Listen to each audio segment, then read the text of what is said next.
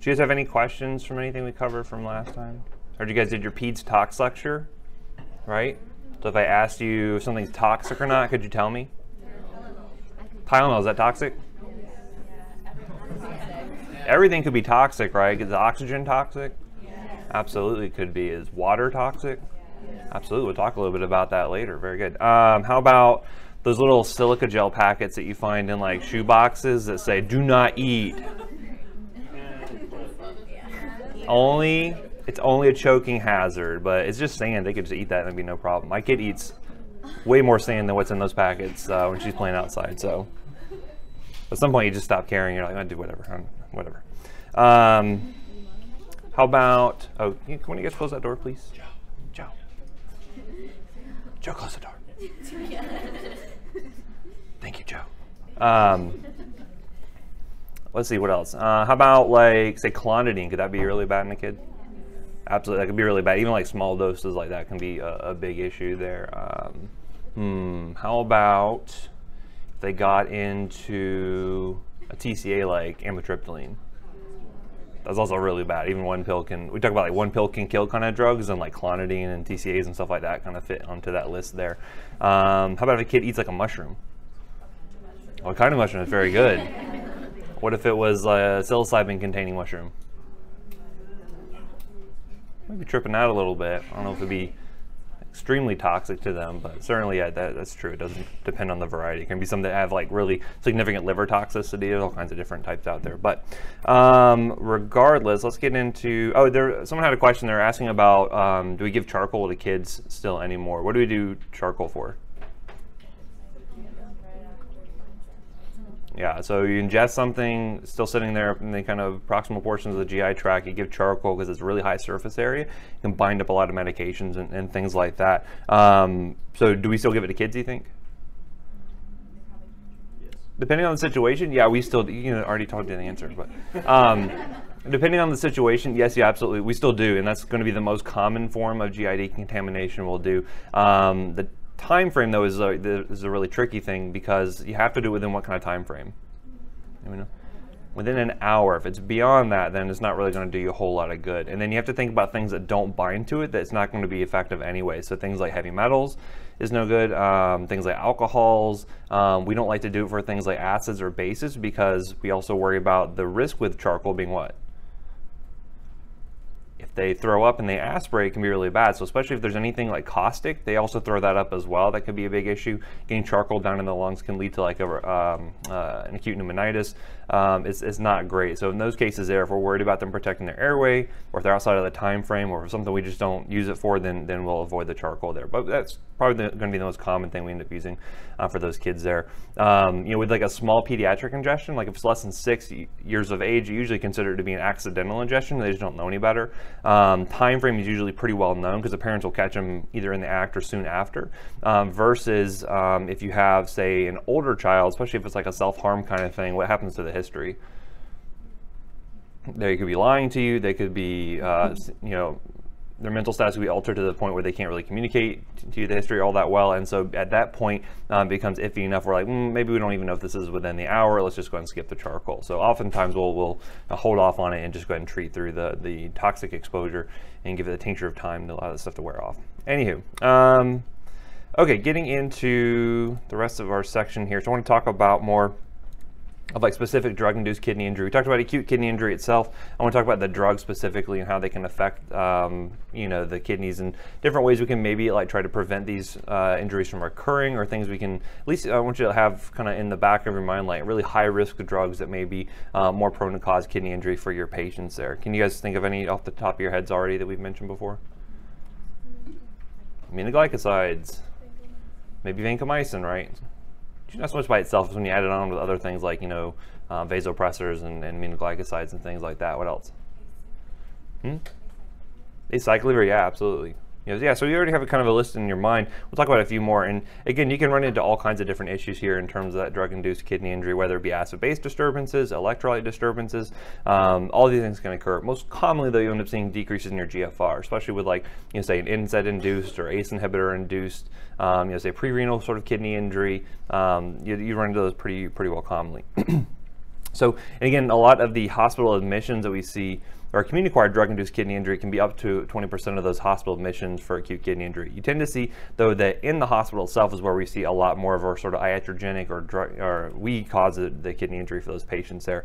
And it could be things like your antibiotics, your NSAIDs. Chemotherapeutics are another really big one. I know we've talked about some of those before, things like, cyclophosphamide and other drugs like that that can cause some pretty significant injury, methotrexate. And then we mentioned the antivirals, things like acyclovir. And so, again, you'll see declines in GFR. Again, is that an immediate change you're going to see those patients? Now, there's a little bit of lag time in terms of serum creatinine sort of catching up there, but certainly you can look at things like urine output, even though urine output may not always be the best indicator, because sometimes it may have good urine flow, but they're not able to concentrate it effectively, depending on where the injury is occurring, whether more proximally or distally within the actual renal tubule itself. And again, they can have some of the nonspecific signs and symptoms that show up with this, things like edema, shortness of breath that kind of go along with that. So, as I mentioned, other changes we can see, you're going to see a drop in urine output in a lot of cases. You're going to see things like hypertension may be an issue here, along with some volume overload, right? So you're going to get more edematous. You may find that we see this a lot with, like, say, contrast-induced nephropathy. That's that CIN. We'll talk more about specifically later on. NSAIDs, ACE inhibitors, all of that can be presenting sort of like that. And then depending on where the injury is, if it's more, say, more proximal, where we see that in the proximal convoluted tubule, what's happening there in terms of filtration or reabsorption. There's a lot of reabsorption happening in the proximal convoluted tubule. Yeah, like 50% of it, right? So all that bicarb, all that glucose and things like that get reabsorbed there. If that's being impaired, then you're going to see that come out in the urine. So you can see things like bicarbonaturia, right? So you have bicarb coming out in the urine, glycosuria, things like that. Versus more distal injury tends to be more related to concentration of the urine, right? Because we see things like aldosterone and antidiuretic hormone working in the distal portions that cause concentration of the urine. If you lose that due to injury, then you can see obviously more, say, dilute urine. You see things like hyperkalemia that can develop there as well. So, and again, don't memorize this entire list. I'll give you specific drug examples that we'll talk about more specifically, but just so you can see, we talked about acute tubular necrosis probably being the most common form of acute kidney injury, and it makes sense that you probably have the biggest list of drugs associated with this. And we've seen a lot of these already and talked about the kidney injury that can occur. Things like amphotericin B we've talked about before. What do we use that for? Yeah, for really invasive fungal infections, that can be really rough on the kidneys because you're going to see a lot of loss of things like magnesium and potassium. So you have to make sure we're replacing that as we're giving it. Things like your adefovir, cidofovir, other sort of antiviral agents you may use for more, say, invasive or resistant infections there. How about zoledronate? You guys remember where we saw that last? Zoledronic acid is another name for it. That's a bisphosphonate. Yeah, we actually use that for osteoporosis. Yeah, if you recall, that was the one we only give one time a year. IV has 100% bioavailability, but it can also be rough on the kidneys as well. It can cause direct injury. So a lot of times we're going to see strategies where we try to, say, maybe hydrate the patient really well beforehand to try to make sure we can just flush that drug out as best we can. Other ways you can get injury include things like osmotic nephrosis that can occur, and this is going to be really hyperosmotic solutions, things like mannitol, as I mentioned previously. Dextran you will find in certain types of, say, colloid sort of fluids. Remember we talked about crystalloids and colloids. You can see Dextran in a lot of those colloid fluids, and even things like IV immunoglobulin, which we'll talk about more in the immunization section next. I've kind of talked about this one pretty frequently, the hemodynamically mediated kidney injury with like your ACE inhibitors and NSAIDs. We know the mechanism for that, correct? Right, dealing with either the afferent or the efferent arteriole, causing changes there, either dilating them or constricting them and causing those issues in terms of decreased filtration. So it's common ones. Anyone know what we use cyclosporin and tacrolimus for? Mm-hmm. Yeah, I use them for immune suppression for what? Yeah, usually transplant, you'll find that pretty frequently. So you do it for transplant patients. Sometimes if they have like autoimmune conditions, we'll use that occasionally to help kind of get their immune system under control. Yeah, so there'll be other ones you can see sort of similar injuries there. And again, most of this is just for either repetition's sake or just to kind of give you an idea of what kind of different things you can see there. Not all drug-induced kidney injury is exactly the same depending on the mechanism. We mentioned the intratubular obstruction. Again, this could be actually within the tubules itself, or it could be sort of a post-renal sort of issue, say down further in the urinary tract. But we mentioned things like acyclovir before. Methotrexate is a really big one that we've kind of alluded to. And remember, changing the pH of the urine itself may be the key there, right? So giving things like bicarb to make sure drugs stay in solution can help to prevent that. So if you ever, say, work with a HEMOC patient and they're getting methotrexate plus bicarb-containing fluids, it's not because they already have an existing acidosis, it's to prevent that precipitation. So kind of know why we're giving the drugs that we're giving there. And then things like nephrolithiasis are pretty rare, but you can see with things like triamterene. Anyone remember what kind of drug that is? It's a type of diuretic. Not used too commonly. It's a potassium-sparing diuretic, if you recall, right? So a lot of different varieties here. And again, some of these are going to be a little more esoteric, things you might not run into all that commonly. Like, do we use a lot of gold-based compounds anymore? Not really. We used to use it more often for like rheumatoid arthritis and whatnot, but again, you can see that it causes glomerular injury itself. But certainly we'll see things like lithium, NSAIDs, even pamidronate you'll see occasionally being used for certain things like Paget's disease and things like that. And this is kind of an interesting one. It's allergic interstitial nephritis that can occur here. And so you can see things like even, like antibiotics can cause kidney injury in of itself just by sort of an allergic sort of response you can see there. And again, these can happen with varying rarities, so some of them might not happen all that common. You may see one case in your whole career, you may never see it depending on the case there. But obviously when you're combining a lot of things together, this is when you can increase that risk pretty high. Vasculitis, if you recall, things like hydralazine, can that cause any sort of an allergic sort of response? An autoimmune? Yeah, I remember that lupus-like butterfly rash. You see the same thing actually happening in the kidneys where you get actual vasculitis occurring there. So a lot of different ways that this can occur. Okay. And again, typically you'll see that when the medications are causing these issues, they're either going to be due to actual direct cellular injury itself, so things like amphotericin B not being entirely specific for fungal cells can affect our renal tubular cells as well. It's a direct toxic effect. Or it could be related to ischemia if you think like an NSAID causing decreased prostaglandin synthesis, closing down that afferent arteriole, leading to decreased filtration. That leads to decreased blood flow, decreased oxygen delivery, and you get that ischemic injury that can occur there. Once the damage happens, whatever mechanism it is, that's where you start to see that cellular degradation and where a lot of those casts and things like that will start to form in your urinalysis and whatnot. So, as I mentioned, the acute tubular necrosis is the most common drug-induced kidney injury, especially in the inpatient setting here. And so this is where you're going to run into these pretty common drugs for the most part. So things like aminoglycosides, your contrast media. Certainly some of these are going to be used a little more in specific situations. Things like amphotericin B we talked about being for invasive fungal infections, especially in immunocompromised individuals.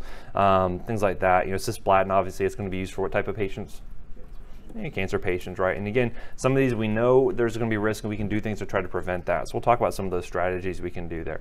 So aminoglycosides, this is probably the most common one you're going to run into in terms of causing drug-induced kidney injury, just because it's one of the most common drugs you're going to be using, especially in those more critical patients when they're up in the ICU. They're going to be really sick and needing things like pseudomonal coverage. And so you can see, anywhere between 10 to 25% of patients getting a therapeutic course will have some degree of kidney injury. It may not be total failure, but it could be some decrease in function, rises in serum creatinine, and things like that we're going to be looking for. Typically, it's going to occur about 5 to 10 days after initiation of therapy, so it does take some time for this to occur. And so one of the things we saw is that actually by changing how we dose the medication, we were able to help decrease the likelihood that this occurs. And so typically what we'd find is that we used to dose aminoglycosides every 8 hours, right? So give every 8 hours, you give a dose, and we'd actually be looking at peaks and troughs to make sure we were one in a therapeutic range to kill the bacteria, but also that we were looking at the troughs for what purpose, do you think? Yeah, make sure we didn't have any accumulation to make sure that we weren't going to have too much sticking around causing that kidney injury. So nowadays what we end up doing is this more, because we know that the kinetics of the drug are such that it is more of a concentration dependent killer, we can just give a one-time daily dose. And so by giving that one really big dose one time a day, by the time, and do that post-antibiotic effect, if you guys remember that, remember the post-antibiotic effect? Even if levels are negligible, you'll still find bacterial kill still happening. Basically, you could have the level drop down to 0, and you're still getting good antibacterial activity. But what do you think happens to the risk for kidney injury? Well, it decreases because there's no aminoglycoside around to cause that direct cellular injury. So little things like that, by changing how we dose the medication, can have really big changes here in terms of what kind of injury we're going to be seeing. And again, if you can identify and catch it early and try to get them off onto something else, that's always going to be beneficial. Usually around this time frame is when your cultures and sensitivities are coming back anyway, and you can kind of make better decisions about in terms of what the patient actually has and whether or not aminoglycoside is still appropriate for that particular infection. Because obviously if it came back and it said, oh, you're growing out MRSA and that's it, do I still need aminoglycoside? No. Does it have any activity against MRSA? No, it'd be sticking with vancomycin or something else, right? When might I use gentamicin for a gram-positive infection? Anyone remember? Remember gram-positive synergy? What do we use that for? Remember endocarditis? Remember those vegetations are really tough to penetrate? We can use like a combo of like vancomycin and gent to get better penetration there. So, you know, all these little things will keep coming back up, right? Surface in the dusty parts of your brain will bring it back, right? It's probably not the case that that stuff is dusty. I think we're just forcing so much in that other stuff is getting forced out the other ear as we continue to accumulate knowledge. But yes. Anyway, so what we're going to be seeing here, and then a lot of times this injury from the aminoglycosides is again directly related to generation of things like reactive oxygen species, and we know those to be pretty damaging to cellular components. What we see in terms of risk factors include things like really large total doses that they're getting. So say if you have like more obese patients, they may be getting larger total doses. They're really on prolonged therapy. So this is why we try to get them off as soon as possible. And again, this is the big one here, the trough concentrations that are elevated. So if we can get that down to 0 essentially, and they're clearing out the entire load of drug, then we know that that's going to have less risk of kidney injury there. And then the concurrent nephrotoxins, this one's a really big thing you want to monitor for. So again, when I say concurrent nephrotoxins, for patients on aminoglycoside, what other concurrent drugs might you see them on? So we mentioned like vancomycin might be a common one. What else? Patients are infected, they have temperatures, or they're hyperthermic. What do we give them? Give them NSAIDs potentially, right? NSAIDs we know to be nephrotoxic. Their blood pressure is low. We can give them things like vasopressors. We know those to be also shunting blood flow away from the kidneys. So you can see how you can have 4 or 5 drugs on their profile that all can cause kidney injury. And again, one by itself may not be a problem, but when you add them all together is when you really get some big issues. So ideally what we can do for these patients to prevent aminoglycoside-related kidney injury is try to be more selective in who we're going to be giving these drugs to. If we already know they have kidney injury either chronically or acutely, we can try to do some prospective changes in how we dose the drug. Either maybe instead of giving the drug every 24 hours, maybe we extend it out to every 36 hours, every 48 hours, depending on how poor their kidney function is. Try to limit concurrent nephrotoxin. So if I didn't want to use an NSAID for their fever, what could I use instead? Yeah, you try using Tylenol, right? That would probably be the first one you'd use anyway, but and they mentioned that prospective pharmacokinetic monitoring. This is another one of those cases where you write gentamicin, whatever dose, Pharm dose, right?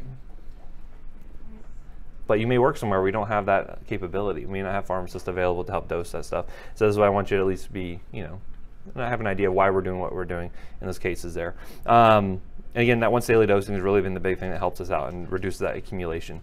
Obviously, if we see that the injury has happened, the best thing to do is going to be what? Discontinue the drug. And that's going to be the situation in a lot of these cases here. However, for some of these situations, if they have a pseudomonas that's only susceptible to aminoglycoside, is that going to be a good option? Not necessarily. So sometimes you got to weigh the risk versus the benefits there. So getting into contrast-induced nephropathy, this is something that at least has been declining pretty significantly over the past couple of years, mainly because we have newer agents that are going to be more safe for the kidneys. And you'll still see this is probably the 3rd leading cause of hospital-acquired kidney injury for these patients here. Normally, if they have good kidney function already, this is not going to be a big issue for them. This is why you want to make sure you're screening for patients who may be at risk beforehand. But chronic kidney disease patients, like, yeah, they're going to have a pretty high incidence of this, as you will see. And when this does occur, there's a pretty big clear sign there's an increase in mortality for those patients, which is why we want to watch for it. The thing with this is that, you know, are patients usually getting contrast continuously like they would aminoglycoside? No, it's usually a one-time deal, and so you know it's going to be only for a limited time frame. So typically the risk is transient, usually about 24 to 48 hours after they've received the contrast there. And again, you'll see that they will present with oliguria most commonly in those really high-risk patients. So basically what's happening is, due to the hyperosmotic nature of a lot of the older contrast dyes, you would see that it actually causes a pretty significant decrease in renal blood flow for a couple of hours. And we mentioned that the kidneys need a lot of oxygen because all those pumps are going. They require a lot of ATP to be produced there. And so by leading to those decreased perfusion, you're going to see a lot of injury happen because of that. And again, we mentioned that our blood is what osmolarity?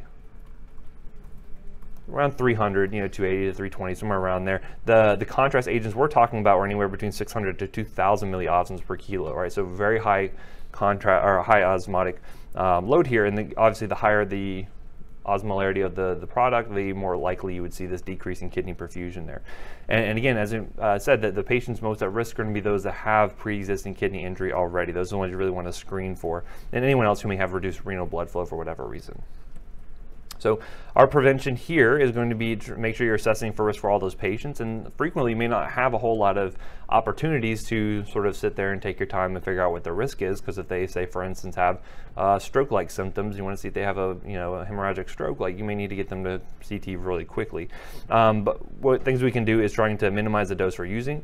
We can use non-iodinated contrast studies, or if we can use more iso or low osmolar contrast agents. This has been the big thing. We have more products now that are low osmolarity that are going to be much better for the kidneys for these patients here. So that's one of the things we've changed.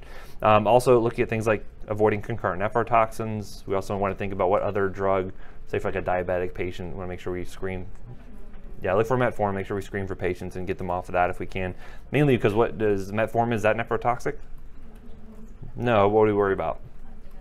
Lactic acidosis, that's the big risk there. And frequently what we'll do is we'll actually try to give them isotonic crystalloids prior to the contrast exposure. If we can give it a couple of hours beforehand and then continue it afterwards, and that helps to kind of keep the kidneys perfused a little bit better. But here again, you have to be cautious, because if they already have existing kidney disease, you may want to give smaller doses because you worry about fluid overloading those patients as well. Other things we can do, we can try doing things like sodium bicarb. This helps to prevent some free radical formation that are caused by pH, although this is going to be kind of controversial. There's not anything that says this is kind of a slam dunk sort of thing. And then we talked about N-acetylcysteine or mucomist before. Did Professor Sales mention that in her PEDS Talks lecture? Right, normally used for Tylenol poisoning. Here again, we can use it as sort of a nice antioxidant product, and I've talked about that before as a potential use to prevent acute kidney injury. This is one where again the risks are very low, and so I'll still see a lot of nephrologists still recommend this for many patients, especially the really high risk patients there. In terms of management, it's supportive, right? So hydrate them as best you can, make sure they're perfusing well, avoid other nephrotoxins, and again, the risk is transient. So within a day or two, it should go back to normal, hopefully, unless there's been any kind of long-standing injury. We'll talk about cisplatin really quickly here for chemotherapy. Again, we see this used for a lot of different types of solid tumors. You'll see it used pretty frequently. Anyone remember how this one works? It's an alkylating agent. Remember, it binds to the different nucleotides in the DNA, causes all kinds of strand breakages, and binds them up and causing eventual apoptosis. Remember, all of your alkylating agents tend to be pretty rough from a side effect profile, much more so than something like, even a methotrexate or, something that's working on like nucleotide production. Here you're going to see that these patients will have this decreased ability to really concentrate the urine. So this is another case where you're going to be wasting a lot of electrolytes, things like magnesium, potassium, and calcium. You'll see a decreased GFR to go along with that. So basically the kidneys are just not very good at filtering much anymore, and they just kind of dump everything out into the urine there. And so, again, what we'll see is for these patients there, we typically find drug accumulation. And again, are these drugs, these alkylating agents, are they specific just for cancerous cells? Unfortunately, no, right? It'd be nice if they were, but they will affect the renal cells as well, and they'll still cause the same type of damage they would to any cancerous cell. So what we can do to prevent this is going to be trying to do things like avoiding other nephrotoxins, obviously. And here we're going to do really vigorous hydration for these patients, usually 12 to 24 hours beforehand. And in fact, when we have like some of our kids that are coming in-house for cisplatin treatment, as soon as they get in, we get an IV started and we start pumping them with fluids, usually a lot of NS. We may do some bicarb potentially, in order to help make sure we have good urine output. Usually we actually have specific gravity goals that we're shooting for to make sure that the urine is dilute enough, showing that, hey, we are definitely having them being well hydrated, to make sure that they will not have any of this accumulation of cisplatin in the renal cells. Other things we could do potentially to help manage this includes an antidotal product called amifostine. And so this is basically a chelating agent that will actually bind up the cisplatin in healthy normal cells, right? It's kind of more preferential for that. And we may actually give this about 30 minutes beforehand. I don't see this used as commonly for pediatric patients, but, and again, I don't really work with a lot of adult cancer patients. I've not seen this used quite frequently, but it is reserved for more of those really high risk patients. Usually good hydration is sufficient enough. Again, this could be partially reversible. It depends on the extent of damage that's done for these patients here, and sometimes we actually have to put them on renal replacement therapy, some intermittent dialysis, just to kind of get them, give them time for the kidneys to kind of rest and get back to normal, if that's possible at all. And then obviously we'll correct their electrolytes if we need to give them extra magnesium or potassium, whatever we need to give them. Now, amphotericin B is another one. Again, usually these patients, you know, if they're getting amphotericin B, are they in a pretty healthy state to begin with? Negative, right? These are going to be very sick patients already, typically immunocompromised. Think about like patients with like HIV, or they're immunosuppressed because of transplants or because of, you know, say due to chemotherapy. I had one patient who had, it was up in the PICU when I was on rotations, and they had bone marrow transplant for their leukemia. And so they were on all types of immunosuppressants. They're in the ICU, and sure enough, got a fungal infection. And so we had to give them amphotericin B, even though, you know, anyone remember the pet name I gave amphotericin B? Amphoterrible B, right? Because it's so bad on the kidneys. And so you just know it's going to cause issues. But again, these are patients where you really can't help to, you got to take the good with the bad in these cases here. So this is another case we're going to see a lot of wasting of electrolytes. We're going to be replacing quite a bit of, and other things we can do. And again, ideally, these drugs would be specific for the fungal cells, but you'll find that we'll interact with some ergosterol that we have in our cell membranes, so you see some crossover activity and leading to similar damage that you would see with a normal fungal cell there. Also, what's interesting is this could cause some afferent arteriolar vasoconstriction, which also decreases GFR, just like you would see with like an NSAID, for instance. And so that can also lead to some hypertension and other issues you'll see with these patients. Now, obviously, risks include things like really big doses they're getting, if they have pre-existing kidney disease, if they are volume depleted by the time you're giving the drug, so hydration is really important here as well, and then obviously concurrent nephrotoxins, that'll always be on the list. What's interesting though is we have several different dosage forms that we can administer to try to help prevent this kidney injury from occurring. So for instance, here you have liposomal formulations, or ambisome, and I've shown this before, but basically you have this sort of micellar, sort of phospholipid bilayer, this little droplet of phospholipids essentially, and the drug is actually within the membrane itself, and that helps to keep it out of our renal cells and prevents a kidney injury from occurring there. The problem though is that by putting it into this really kind of advanced formulation, that really does increase the cost quite a bit. Amphotericin B is maybe like $5 a day for IV therapy versus up to $1,000 for ambisome, so pretty expensive. This is why we like to keep pretty tight reins on this and only give it out for patients who really require it. Also, we can do things like hydrate them well and try to slow down the infusion time to help limit how much injury we see there. And obviously, supportive treatments, if you can get them off of it, that's ideal, but you may not be able to. And then try to manage the, do the supportive care, replace electrolytes as need be. In terms of intratubular obstruction, this is something we're going to see where, again, drugs are crystallizing out. We've already talked about some ways that this occurs, usually either due to dehydration or due to pH and things like that. And so, again, we're going to see that this can occur several ways, and it may not even be a direct mechanism of the drug itself or the direct precipitation of the drug. It can be other things as well. So for instance, if I have someone with a really high white count that I give chemotherapy for leukemia, by lysing all of those cells, you can see tumor lysis syndrome, where basically you have a whole lot of uric acid crystals that are all crystallizing out in the kidneys in those cases there. And so we can do things like try to hydrate beforehand or give something like allopurinol. Now, why would I give allopurinol to those type of patients? Remember how allopurinol works? It inhibits xanthine oxidase, so it actually prevents you from actually producing uric acid, right? That's how it works for gout, to prevent gouty attacks. By preventing the production of uric acid, well, by giving allopurinol, these patients, or lysing all these cells and metabolizing all these purines, you prevent that production there. So sometimes we'll give that as a preventative. Anyone remember what we could give to patients once they do have tumor lysis syndrome and we're worried about their kidneys starting to clog up with that uric acid crystallizations?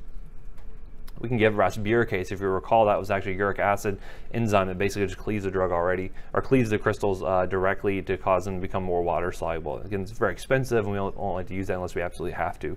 But ideally, we like to give them some allopurinol as a preventative. Even things like rhabdomyolysis can occur. So you can see this with certain illicit substance ingestions like amphetamines and cocaine. Certainly, you can see this with, you know, if you were to say give a statin like simvastatin plus a potent CYP3A4 inhibitor, say want to mix it with cimetidine, for instance, you could definitely see increases in levels, and that myotoxicity occurs there, leading to rhabdo. Again, all that myoglobin then can precipitate out in the kidney. So it's not necessarily the drug itself precipitating, it could be other things that the drug is causing there. And so, if it's acute kidney injury as a cause of direct drug precipitation, this is typically either due to things like low drug solubility, which we can predict beforehand based off the physiochemical properties of the drug, or it's often due to things like low urine volumes or volume depletion in those patients. This is where you frequently will see things like acyclovir, methotrexate tend to be the most common ones you're going to run into. Phoscarnet is another antiviral we use rarely, but that can actually bind up with calcium in the blood and actually lead to that precipitation as well. So, anyway, so again, for those patients there, if you can do things like, if you know it's a pH issue, raise the pH up, right? If they need to alkalize the urine, we can do that with sodium bicarb. Perfectly reasonable if that's going to be the case there. Otherwise, hydration is really the name of the game for a lot of those patients. Okay. Any questions on that?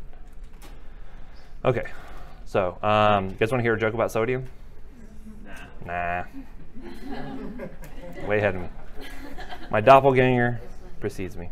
It's kind of early for a 10-minute break. We'll continue on. We'll talk about this a little bit. Let's talk about sodium homeostasis. Why do we care about this? Yeah, because we want to keep fairly tight controls on your sodium, because obviously you can have some big issues either with having too little, with hyponatremia, having too much. Which one do you think is more potentially problematic? Typically, hyponatremia is going to be the bigger issue we're going to see with these patients. And the reason why I want to talk about this in a Pharm class is mainly because we're going to see that this has a lot to do with the fluids that we're administering. This is why I want to talk about that, because those are typically still drug products. And we'll talk about some other drugs that can actually affect how we can process sodium, either if the levels are too high, too low, or somewhere in between, so we can find ways to manage that. So when you're looking at total body water, we can kind of break it down into the intracellular components and then the extracellular components. Typically on the inside of the cells, we have a lot of potassium, right? Remember the analogy I like to use? The salt wrapped banana, right? So again, we have a lot of potassium inside of the cells, we have a lot of salt outside of the cells, and that's really important for helping to maintain normal conduction of things like action potentials and whatnot, because sodium channels need to be able to flow along the concentration gradient into a cell, etc. Potassium needs to flow out. But you have that, and then as I mentioned, the extracellular component, and then this is mainly going to be balanced by that sodium-potassium pump, right? So sodium is going to be going out of the cell at what rate? How many molecules? I don't remember. 3, and then brings potassium into the cell at 2, right? Again, it's going against the concentration gradient, requires energy to do so. That's why it's the ATPase pump, right? And so we want to make sure we keep the osmolality pretty equal between the two, the ICF and the ECF, so that way water can permeate freely. It's not really being drawn into one compartment versus the other. However, we can see that based on the fluids we're giving, we can affect this pretty significantly in terms of where that water is going to go. We've already talked about why 0.9% sodium chloride is normal saline. Why is that? It's isotonic, and the concentration of sodium is pretty close to what our normal serum sodium is. What's the concentration in 0.9% sodium chloride? Sodium? Yeah, 154 milliequivalents per liter, and our normal serum sodium is 135 to 145-ish, somewhere in that range. So it's pretty close for the most part, right? So if I were to give a liter of isotonic fluids, if I give a liter of normal saline into the intravascular space, the majority of that fluid stays right there, because you're just adding an extra liter of the same sort of concentration of fluid. You're not really going to see a big shift of water either going into or out of the intracellular space. Okay, that's why when we're giving something for intravascular repletion, say I have a dehydrated patient, I give isotonic fluids because I want that water to stay in the intravascular space, and isotonic fluids let me do that. What would happen though if I were to give, say, a hypertonic solution? I were to say give 3% sodium chloride instead of 0.9%. It's going to pull water out of the intracellular space, because again, the water's going to want to go to wherever the high concentration of solute is. That'll draw water out and into the ECF, right? Which makes sense. And if you imagine if I had someone who had cerebral swelling, right, I can give them hypertonic saline, and that draws water out across that blood-brain barrier to decrease pressure, right? If I were to give hypotonic solutions, say I were to give half normal saline, the opposite would occur, right? To have water kind of flowing into the cells where the higher concentration of solute exists, okay? So that may be good if you have maybe a patient who's been dehydrated for the past couple of days, been vomiting, having a lot of diarrhea, their cells are sort of shrunken up because they've lost fluid. You can give something like a hypotonic fluid, and that helps to rehydrate those cells and kind of bulk up the intracellular space, right? So there's a thing we want to consider there in terms of osmolarity that we're giving. Now again, kind of comparing the different solutions here, let's say we have D5W, right? So D5W is also considered to be isotonic, because if you actually look at the tonicity, it's considered a hypotonic in this case here, mainly because of the fact that the dextrose itself gets rapidly cleared from the system, right? Because where does that dextrose go to? It goes into the cells, right? So essentially what we're going to find is that in this case here, we're giving just basically free water, right? There's no solute there to really hold that dextrose, or to basically hold that water there. And so you tend to find that you're going to have a higher proportion of that fluid going into the intracellular space versus the extracellular, okay? So again, overall, even though D5W itself, the solution is considered isotonic, the dextrose itself gets eliminated so quickly that we still consider this to be a hypotonic solution, roughly.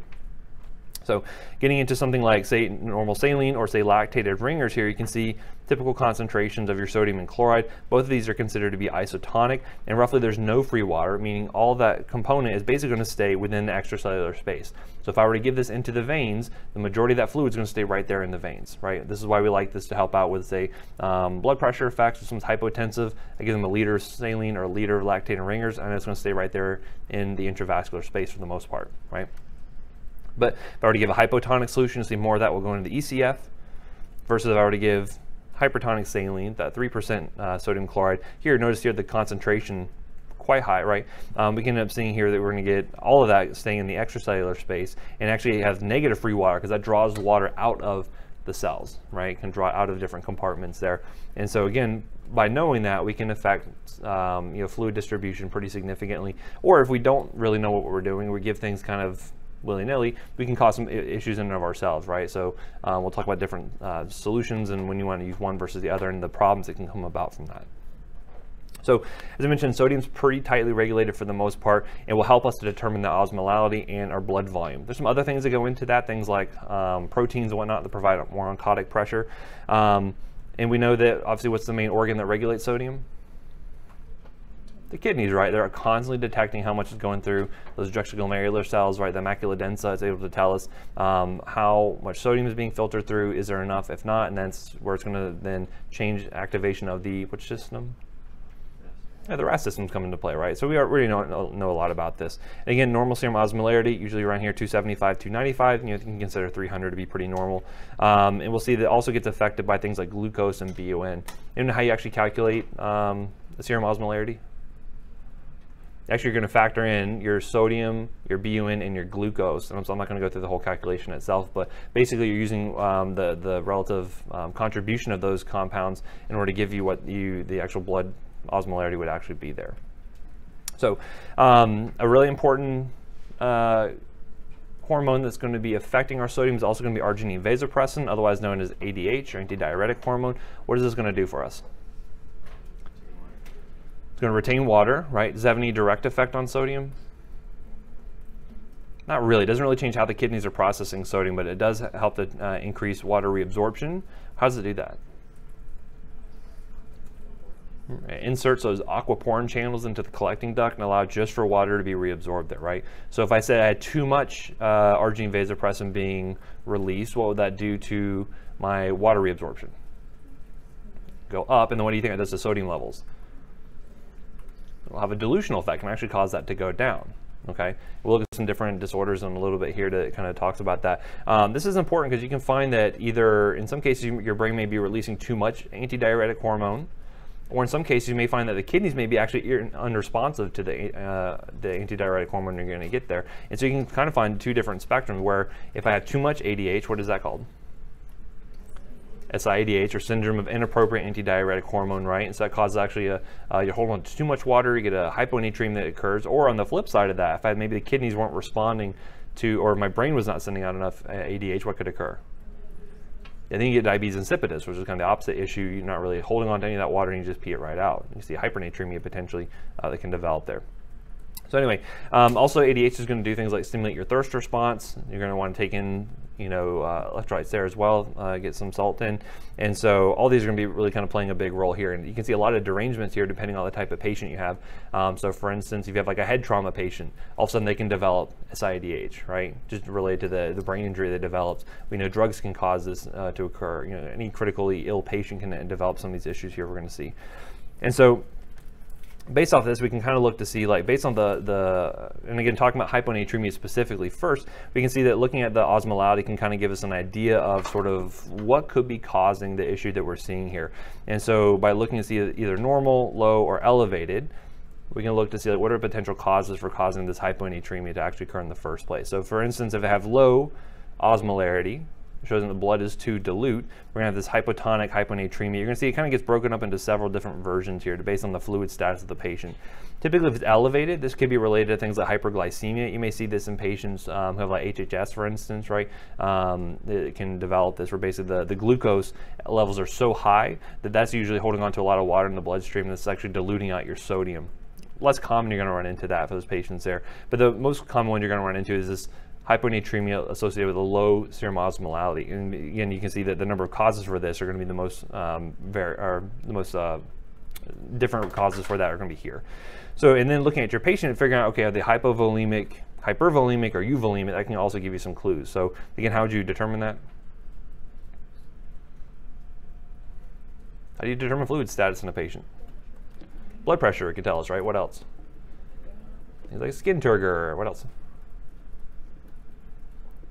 Be able to look at a patient, kind of know they look dry. They look, obviously they have edema, like they are probably fluid overload, right? Listen to their lungs; they sound really junky or they're dry.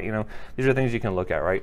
And it can give you clues as to determining why they're hyponatremic, right? So is it because we're holding on to too much water and that's diluting out the sodium we have, and the overall amount of sodium we have is normal, or are we losing a lot of sodium, and that's why we're hyponatremic? So for instance, here with hypovolemic hyponatremia, we can see that it could be related to things like diuretic use, right? We can cause diuretics to be abused, or using too many loop diuretics, or just peeing out all that sodium, and that's why they're hyponatremic.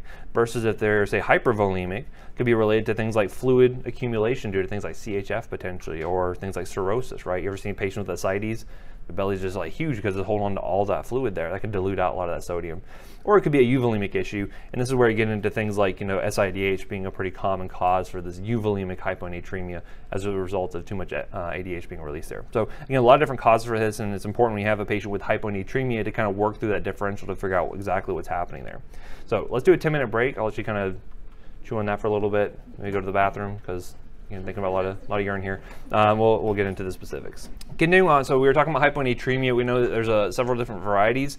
First off being the hypertonic hyponatremia. Again, this is typically due to having excess solutes sort of in the blood, sort of diluting out the sodium that's already there. And so, as I mentioned, you'll see this most commonly with hyperglycemia for the most part. Basically, what you end up seeing is that when you have these really high glucose levels, so you're thinking like, say 300-400 milligrams per deciliter, that ends up having some shift of fluid out into the ECF. So you end up getting kind of water being drawn from the intracellular space out to the extracellular space, and that does dilute it out. And actually a kind of handy rule of thumb, which I'm not going to ask you on the test specifically, but one thing that we'll actually do to try to get sort of a corrected sodium level for these patients with like HHS, for instance, that every increase of 100 milligrams per deciliter in glucose, your sodium drops by about 1.7 milliequivalents per liter. So one of the things we would see is if we had a patient who had a serum sodium, let's say at 114, and based off of glucose it was like 600 or something, we could do a correction to kind of figure out what their corrected sodium should be and whether or not we were really concerned about replacing that sodium, or if the best thing to do would have just been fix the glucose in those cases there. Frequently you actually find that their total body sodium was okay, it just needed to fix the glucose issue there. So other things that can cause this, like mannitol or other hyperosmotic agents, can potentially cause this as well, but it's more of a transient sort of issue for those type of patients. Getting into the hypotonic hyponatremia, as I mentioned, this is the most common one you're going to run into, the most number of causes that can lead to this. And the first thing you have to do is kind of determine the patient's volume status, whether they're having hypovolemia, they're euvolemic, or hypervolemic. I'm going to go through some common causes for each one of these. And we'll talk about why we care so much about this, because when we talk about the correction, this is where a lot of things can go wrong potentially. So if you have a hypovolemic, so your patient's dehydrated, hypotonic, hyponatremia. This is typically related to fluid loss, right? So either they're having a lot of diarrhea, they're vomiting, or diuretic abuse could be a potential thing you can see with this, not getting good PO intake. The reason why they get hyponatremic is either because they're losing it through the kidneys there, or you'll end up seeing that because of AVP release, right? Because it's detecting, hey, there's low flow in the kidneys or low sodium, it'll cause the renin-angiotensin system to kick up. ADH will increase in release, and then the patient ends up usually taking in hypotonic solutions, right? So they usually just drink water, and that can lead to the hyponatremia in those cases there. Generally, you'll see because they have a high amount of ADH being secreted, though, then it will actually end up having a pretty concentrated urine because that's still working in the kidneys to try to save what water it can in those cases. This one tends to be relatively common, especially with thiazide diuretics, but it's usually asymptomatic. So you may find a few points drop in your sodium, but nothing to where you're really all that concerned for those patients. So one thing you do want to be watchful for if you have a patient you're starting on a thiazide, for instance.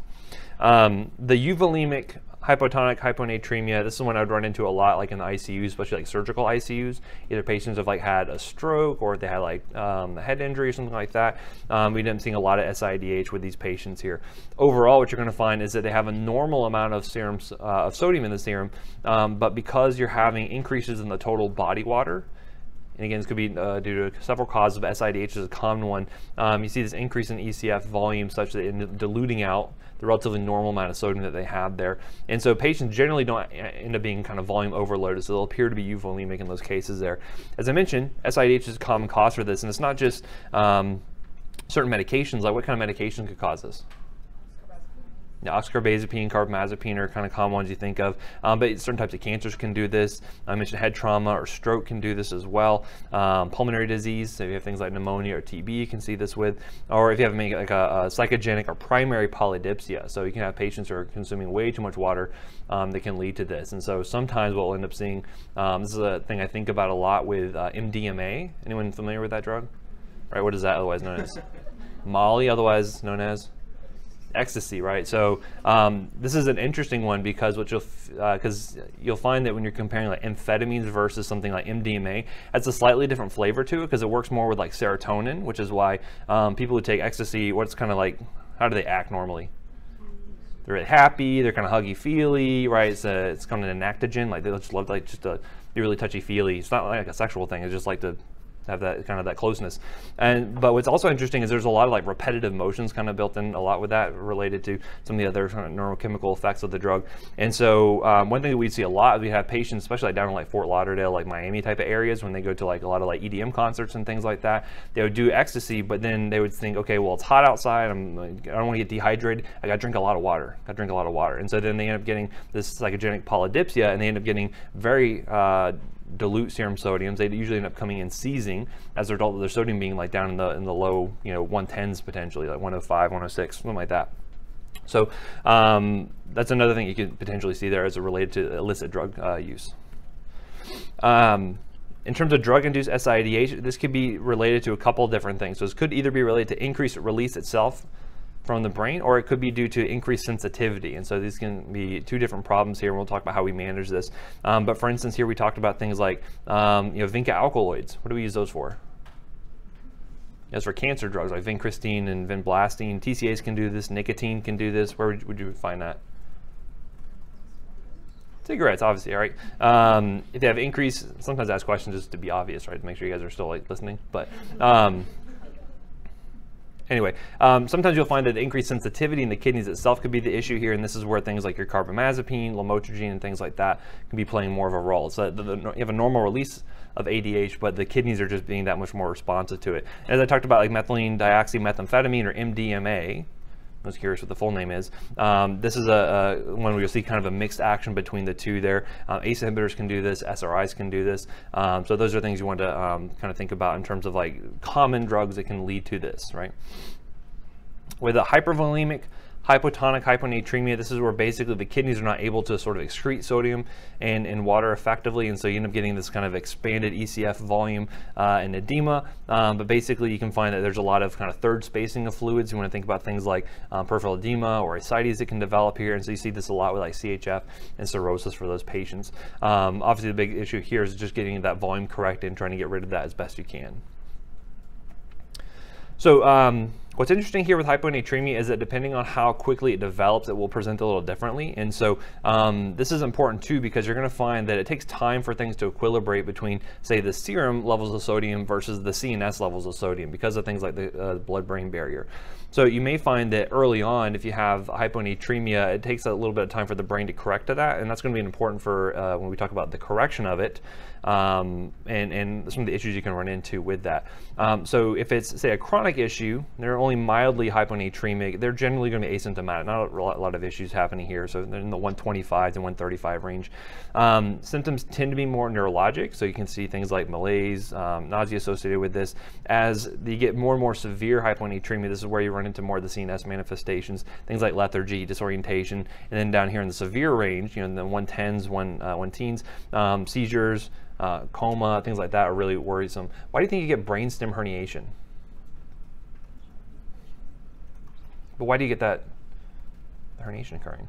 Well, think about it. If say the serum sodium drops to, say, 110, but the CNS sodium is still like in the 135 range, what happens to all that fluid? It's going to want to go where all the solute is, and so it goes into the CNS, and then that causes that increased pressure, that increased ICP, and that eventually leads to the herniation, right? So depending on the speed, the rapidity with which patients become hyponatremic, that can have an effect as well on this. And this is where we really get worried about these patients in terms of seizing and dying potentially. So obviously with laboratory tests, you're going to be checking your analysis. You're obviously going to be getting your basic metabolic panel. Really anything less than 135 we consider to be hyponatremic. But you want to look at other things as well, like look at their glucose levels, right? Look at their thyroid functions and whatnot to kind of see why they are going to be hyponatremic in the first place. As I mentioned with the cerebral edema, again, this is related to the change in that serum osmolarity. Right, so again, as the serum osmolarity drops rapidly, you're going to find more of that fluid shifts into the CNS as opposed to if it was, say, over a 48-hour period, for instance. And again, we'll see that also depending on the rapidity with which this happens, the correction also may need to be slowed down as well, because we'll see some issues there. So what happens when you correct it too quickly? You guys heard about this before? Yeah. What happens? You get central pontine demyelination. Right? Basically, so say for instance, I have a patient who has been kind of hyponatremic for a while now, say a couple of days, and say the serum sodium is like, say in the 115 range, and then the CNS sodium is like similarly equilibrated, like 115, okay? And I raise that serum sodium up really quickly, say up to a normal level, say like 135. Well, what then happens to the fluid in the CNS? Now it goes opposite direction, it's going to rush out, and all those cells are basically going to shrivel up, and so you end up having this acute decrease in blood volume or in brain cell volume, and you get this osmotic demyelination syndrome. The other name is central pontine myelinolysis. Okay, this is something, if you cause this is a big problem, because one, it could kill the patient potentially, and it's something that we know about, and we want to be able to, you can certainly predict who's going to be at risk for this. So you see things like quadriparesis can develop, locked-in syndrome, death is a common thing you can see with this, and typically occurs within, say, about a week after treatment, anywhere between 1 to 7 days there. The longer a patient's been hyponatremic, the more time the brain has had time to equilibrate, the more likely are to see this issue happen here, okay? And so you're gonna see there's gonna be limits on how much sodium we can correct in, say, like a 24-hour period. I remember I had one patient who came in, she was, say, like in her mid to late 40s, was very inactive, and it was like in the middle of summer, and she ended up going to one of those like boot camps, and so she ended up having a lot of sweating that was going on. She wasn't just staying really well hydrated. She got very hyponatremic, but it was over the course of, say, like several hours. She came in, we ended up correcting her too quickly. I was a student at the time, so I didn't have anything to do with it. I was like, you guys corrected that really quick. But it was okay for her because, again, the CNS had now had time to equilibrate at that point. So even though the nephrologist was like super mad at everyone for overdoing it, she didn't have any issues. But had this been, say, a couple day long period, say 2 or 3 days, that could have led to this demyelination very, very rapidly. So anyway, so how we're going to be managing this is to treat the underlying cause of the hyponatremia if best we can. If it's a drug-related issue, what can you do with that? Discontinue the drug, right? The obvious thing. And then you have to balance the risk between what kind of neurologic symptoms are developing from being hyponatremic versus that risk of having the osmotic demyelination occur there. And so we're going to see that typically how we correct hypovolemic hyponatremia is with just normal saline, right? Because a patient who's hypovolemic, they need fluid anyway, and we can give them that NS. And if their sodium is like, say, 125, what's the concentration of sodium in NS? It's 154 milliequivalents per liter. So it's already going to be hypernatremic compared to their blood, it's going to raise that up. So that's totally fine. You can give them normal saline. That's not a big issue if they're hypovolemic.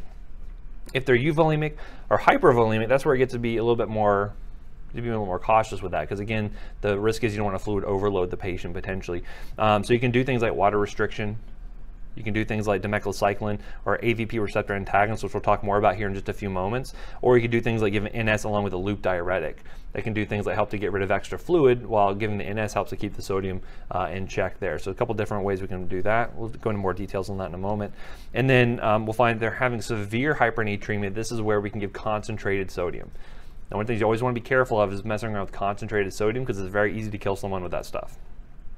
So for really acutely or severely symptomatic patients with hypotonic hyponatremia, typically we'll give them hypertonic saline. So normally we can use 3%, or I've been in some places where they actually end up using 23.4% sodium chloride. It's very concentrated stuff, so obviously we're getting very small volumes of the drug in order to get the sodium under control. Or depending on the volume status, we can just use normal saline like we already talked about. So you'll find that most patients will require about a 5% increase in their sodium concentration to help out with those neurologic symptoms. You can kind of shoot for a target around 120 or so. The patient shouldn't be too severely symptomatic at that range. And other things to look at is especially like look at the urinary sodium compared to the corrective fluid. So for instance, by giving normal saline to a patient with hyponatremia due to SIADH, that can actually end up worsening things, as you'll see there. So you got to be really cautious and look at the UA to see kind of what their the urinary sodium concentrations are. And then we can always use loop diuretics to help out with the extra fluid volume, so we can help that to diurese the patient a little bit. So as I mentioned, with hypovolemic, hypotonic hyponatremia, you can use normal saline here to help correct that, so that helps to correct the volume and the salt at the same time there. But with hypervolemic patients, it becomes more difficult. So oftentimes we'll have to give them things like 3% saline along with loop diuretics to help get rid of extra fluid while still helping to get that sodium back up. Because with loop diuretics, what's going to happen to sodium in the kidneys?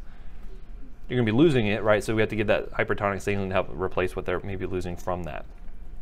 So one of the things we can see is how can you actually figure out how much of a change in your sodium that giving a liter of a particular type of fluid would actually cause in your patients. This is a calculation you may do to try to figure this out. I'm not going to ask you to perform this specifically on the test, but I want you to at least know the concepts behind it and why, how you might be able to figure this out based off of the different variables we're looking at. So essentially the question is like, well, if I were to give, say, a liter of a particular concentration of sodium to a patient, how much should that change what their serum sodium is? Okay, so if they're hyponatremic, I can figure out if I give them a liter of saline, how much should that change that patient's sodium there? And so basically the equation comes out to be the change in sodium, the delta of sodium is going to be the sodium in the IV solution minus the sodium concentration of the patient divided by their total body water plus the volume of the actual IV solution I'm giving, right? Whether it be a liter, 500 mLs, how much ever I want to give them, okay? How do you figure out total body water for a patient? Well, typically you do about 0.6 liters per kilo for men and about 0.5 liters per kilo for females, right? Why is that number different? Yeah, females typically have a little bit higher adipose tissue content than male patients, have a little bit more lean muscle mass. So because of that, you can kind of round that out. Does that hold true for every patient? No, but it generally works pretty well for most people.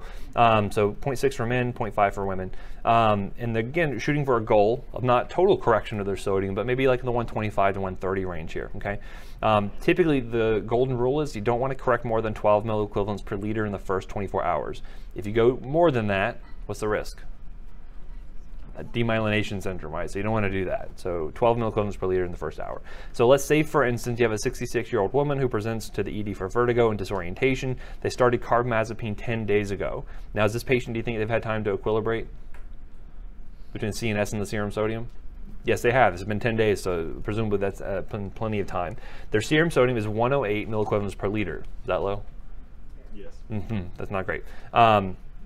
Step one, obviously, if it's drug-related, stop the carbamazepine. That's a pretty big smoking gun from that standpoint. And then look at the desired serum sodium. Okay, well, we don't want to do more than 12 milliequivalents per liter in the first 24 hours, so let's go ahead and shoot for a goal of, say, 120 milliequivalents per liter, because she's already starting at 108. So 108 plus 12 is 120.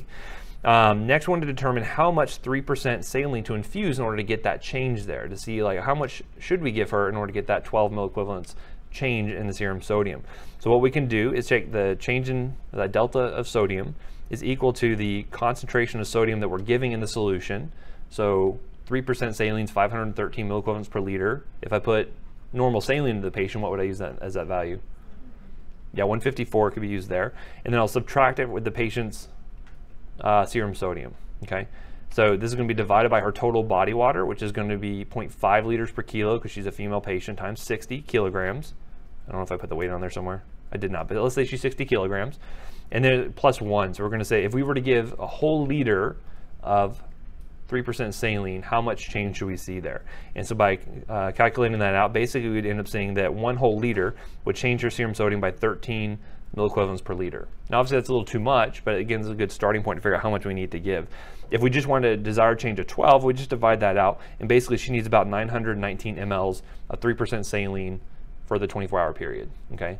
Does that mean I give it all at just one time? Is that one fluid bolus? No, typically you'd want to spread it out, right? So maybe you give, depending on how symptomatic she is, maybe you give a certain portion of that in the first hour or so, see how she improves, and then the rest of that over the next 23 hours or so. Of course, if I wanted to use normal saline instead, what would I change here? I just use 154 for this number here, and I would be able to find out what the difference is. So if I were to use 154 instead, I'd be able to find out that by giving 1 liter of normal saline to that patient, I'd actually only be getting 1.48 milliequivalent per liter change, right? So much less by using a more dilute sodium concentration there. But that may be okay, right? Because maybe if she's dehydrated, I can go ahead and administer that over a longer period of time. What do you think is easier to screw up, using really concentrated sodium or normal saline? The really concentrated stuff. And in fact, like, you know, we don't even really give out you know, bags of hypertonic saline because we're so worried it might be given to the wrong patient, or too much might be given and can cause some issues. So what we'll end up doing is maybe giving a certain aliquot, maybe half of that amount as the 3% saline up front, and then maybe giving the rest of it as normal saline over the next, say, 24 to 48 hours in order to correct that. So, but again, the principle is going to be the same regardless. In order to get her that 12 milliequivalents per liter change over a 24-hour period, I have to give 8 liters of normal saline. Is that a lot for a patient? That's a pretty big amount. Or usually maintenance fluids for an adult's like 2 to 3 liters per day. So yeah, that's quite a bit. So she may not be a good candidate just to get normal saline.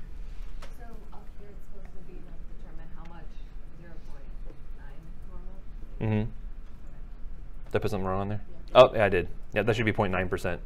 So again, this is using the same equation, but just subbing it out for 0.9%. Again, Po Buddy's nerfed. I apologize. For nothing. No, I'm just kidding. So if it's non-emergent hypovolemic, hypotonic hyponatremia, again, always use 0.9%. Again, it's easy, it's available. You're unlikely to screw it up too bad for those patients there, versus 3%, which you can overcorrect way too quickly in those cases. And again, helps with volume, helps with the sodium. How about management for SIDH?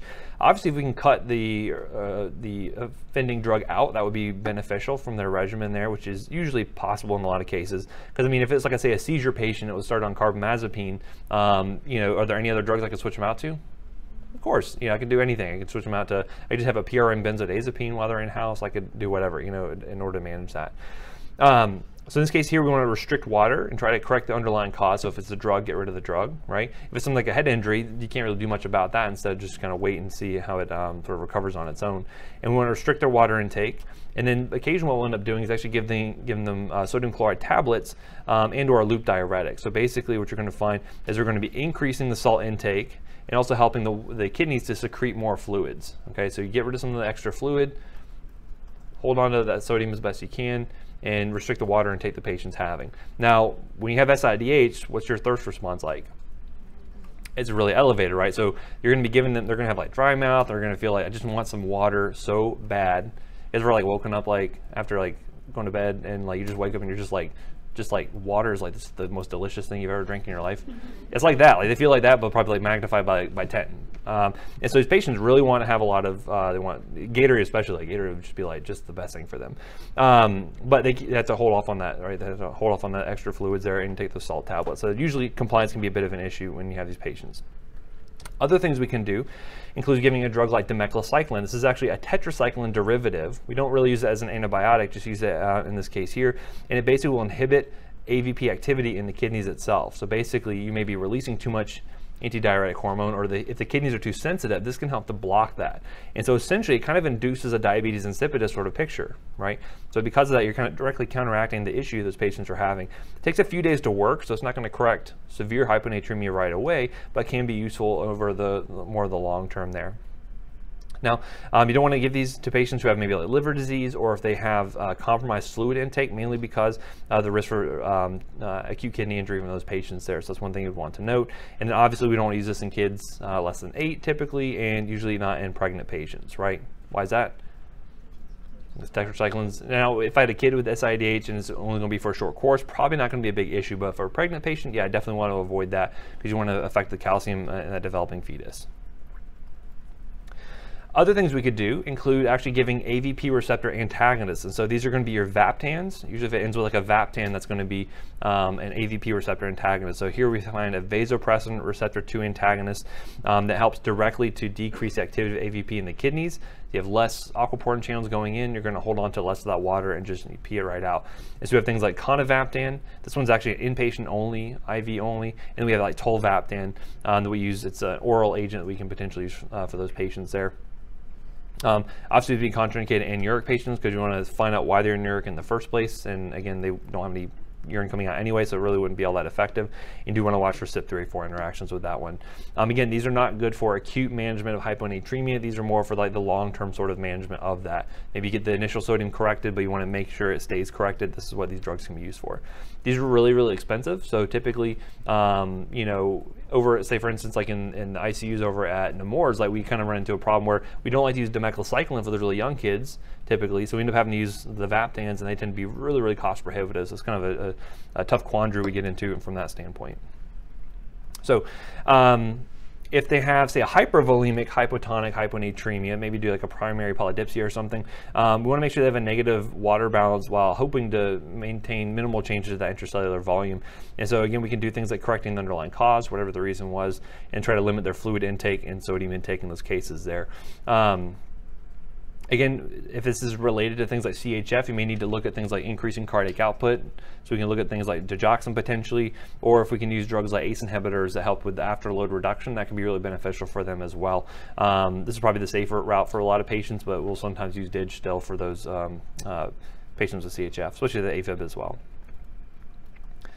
So that's it for hyponatremia. The hypernatremia is going to be in terms of treatment, it's going to be less intensive than what we saw here. We don't have as many drugs for that. Also, the correction is not going to be as severe. You still want to be cautious with these patients, but you tend to find this, it's going to be tolerated better than hyponatremia will.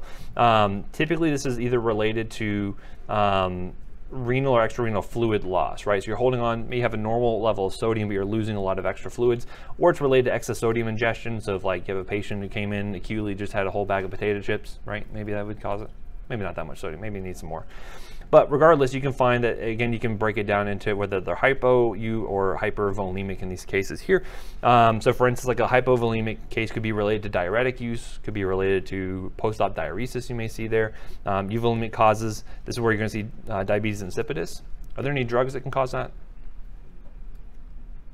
I heard lithium. Yeah, lithium is a kind of big causative one you'll see there. Or it could be related to like a primary polydipsia sort of issue. And the hypervolemic is typically related to like sodium overload. Maybe they have like salt tablets, or maybe someone screwed up tube feedings. They didn't dilute them appropriately. Things like that can be a reason to see that. And so with water loss, we typically see this through a lot of insensible losses. When I say insensible losses, what does that mean? Stuff you can't like directly measure, so like sweating or when you breathe out water, things like that, that's going to be basically insensible losses, stuff you can't directly calculate. I can measure urine output and stool output and things like that to know that output, but the insensible losses I can't really calculate. And so you're going to find that frequently a lot of hospitalized patients don't get enough free water to account for this. They just look at things like replacing urine output, and that may not be sufficient for a lot of those patients. Not only that, but you could have diabetes insipidus being a cause for this, and there's several reasons for that. It could be related to maybe you have decreased AVP secretion centrally. It could be more of a nephrogenic cause, right? You may find that the kidneys have a decreased response to AVP for whatever reason, you're resistant, and that ends up leading to a large volume of very dilute urine, which can eventually lead to a dehydrating effect causing hypernatremia potentially. So Other causes for diabetes insipidus, centrally you can see things like neurosurgery or head trauma, as I mentioned, so you can kind of get either SIDH or diabetes insipidus from those cases there. Ethanol ingestion can cause this, right? What happens when you drink ethanol? You guys wouldn't know this because you guys are all upstanding individuals. You heard of like breaking the seal? Right, you have to urinate a bunch. It's because basically you're causing a central decrease in AVP secretion in those patients there. For nephrogenic causes, things that are preventing AVP from working as effectively. That includes things like your cidofovir, lithium, amphotericin B, and then obviously we talked about dimeclocycline and the Vaptans, which is sometimes we're doing that on purpose for patients with SIDH, right? So clinically, you're going to find these patients will have you'll find a shift of water from the intracellular compartment to the ECF, because again, it's going to go to where the solute is. And you'll see some polyuria associated with this. Typically, you're going to have patients being more tolerant of hypernatremia than hyponatremia, and this is why you don't really see issues of like seizures until they get up higher than like in the 160 range, which is pretty high for those patients. And typically, the acute patients will be more symptomatic than the chronic ones. So those big acute changes you'll see more predominantly. So ideally, we want to get them down to the high end of normal, so get them down around 145 or so. However, too rapid a correction, instead of causing cellular shrinkage in the CNS, you can see that cellular swelling, right? We talked about how the fluid will then go into the CNS, especially if it's been over, say, a 2-day period or so or longer that this hypernatremia has been developing. And so in these cases there, we just want to continue sodium restriction and make sure we're replacing fluid for those patients as well to try to prevent recurrence from happening. Now, what kind of IV fluids would you want to use for these patients? Say they have like a sodium of, say, 155. Would you want to use normal saline? Well, maybe not, right? Because what's the concentration of sodium in normal saline? 154, so that's probably not going to cause too big of a change in there, that sodium there. So in those cases, this is why you want to use more hypotonic solutions potentially. So typically, if they're hypovolemic and hyponatremic, first off, we want to get their fluid replaced, and so you can use NS initially for that, and then once the volume is restored, then switch them over to something like 0.45% sodium chloride, half normal saline. I don't think rarely would you ever use D5 by itself, but you may use something like half normal plus D5 in the same bag together. And again, typically your correction rate should be between 10 to 12 milliequivalents per liter in a day or so, right? If it occurred too quickly, several hours, say like the hypernatremia happened very quickly, maybe you could do like 1 milliequivalent per liter per hour, but typically kind of stick with that 10 to 12 milliequivalent in a day sort of range there, because that kind of works for both hyper and hyponatremia. Things we can do if they have more of a central diabetes insipidus, so they're not releasing enough AVP, well, we can just replace that actually. And so we can give DD-AVP or desmopressin, and this is actually something we use via nasal spray essentially, because it has pretty poor oral bioavailability. And so basically we can give this to make sure that we're looking at urine volume. So we'll actually measure urine volume and make sure we're getting within a certain range by giving DD-AVP and look at the serum sodium and keep that sort of in the high range of normal there. Beware though that by giving excess AVP, you're going to get the same effects that would otherwise. So you can get water intoxication because they have that high thirst response associated with that. So you do want to watch for that. For nephrogenic diabetes insipidus, typically if you can find the causative agent, like if it was lithium, like maybe switch them over to something else that does not cause that. Make sure to correct any electrolytes you have there, and then actually what we can end up doing is giving them a thiazide diuretic. You think, why would I give a thiazide diuretic to someone with diabetes insipidus?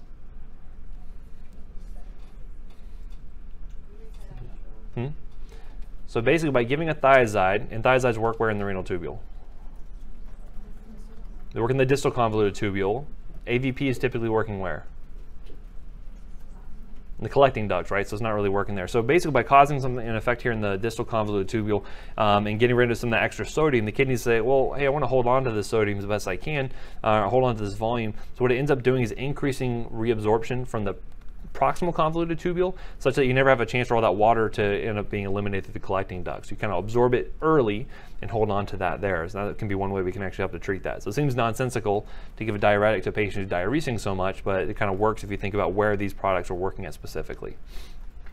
And sometimes we can give indomethacin. What kind of drug is that? It's an NSAID. You give an NSAID, basically it helps to potentiate the effect of AVP. That's kind of an ancillary effect that drug has.